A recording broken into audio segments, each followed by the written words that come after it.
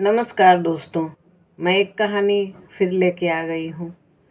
ये कहानी अर्जुन और कृष्ण के बीच के संवाद की कहानी है।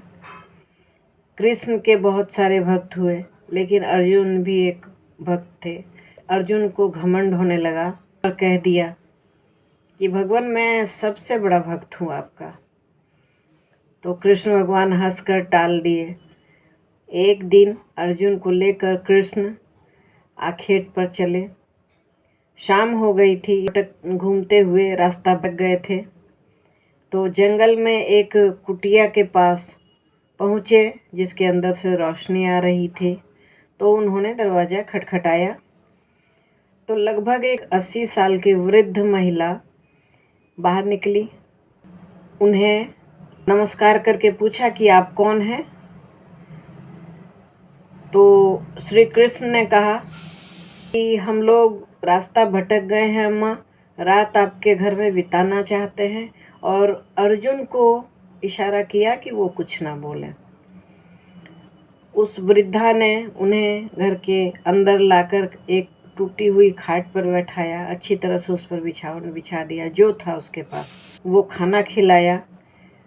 झोपड़ी का अवलोकन करते करते कृष्ण और अर्जुन दोनों को दिखा कि उस झोपड़े में कुछ भी नहीं था।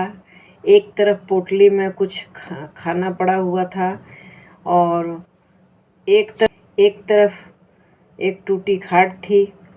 लेकिन एक दीवार पर 3 चमकती तलवारें लटकी हुई थी। यह देखकर दोनों ही चौंक गए, कृष्ण भी और अर्जुन भी। तो अर्जुन ने इशारा किया कि ये क्या भगवान। तो कृष्ण ने कहा कि चलो पूछ ही लेते हैं। तो कहा कि माते, यहाँ और कौन रहते हैं। उस वृद्धा ने जवाब दिया कि और कोई नहीं, मैं अकेली रहती हूँ। तो आपका खाना खर्चा कैसे चलता है। बोले गांव वाले कुछ भोजन दे जाते हैं, वही उसी से काम चला लेती हूँ। थोड़ी बहुत लकड़ियाँ बिनकर बेच आती हूँ, उससे भी कुछ खर्च चल जाता है। तो बोले ये तलवारें क्यों लटकी हैं यहाँ, वो भी 3-3, इसका क्या काम आपके घर में। इतना सुनते ही उस वृद्ध महिला का चेहरा गुस्से से तमक गया, आंखें लाल हो गई और उन्होंने कहा ये 3 तलवारें मैं 3 लोगों को काटने के लिए रखी हैं।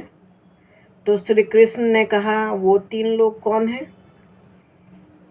तो वृद्धा ने कहा कि पहली तो है यशोदा। कहा वो क्यों माते। कहा कि नंद बाबा के यहाँ इतनी गायें थी, अगर हमारे कन्हैया थोड़ा सा मक्खन खा लेते थे, थोड़ा सा दही खा लेते थे, तो यशोदा उन्हें खंभे से बांध देती थी और छड़ी से पिटाई करती थी। जहाँ भी मिलेगी ये यशोदा, मैं उसे काटूंगी। और माते ये दूसरी तलवार, श्री कृष्ण ने पूछा कि ये दूसरी तलवार तो द्रौपदी के लिए है। इस बार अर्जुन के चमकने की बारी थी। तो कृष्ण ने पूछा कि माते द्रौपदी का क्या कसूर।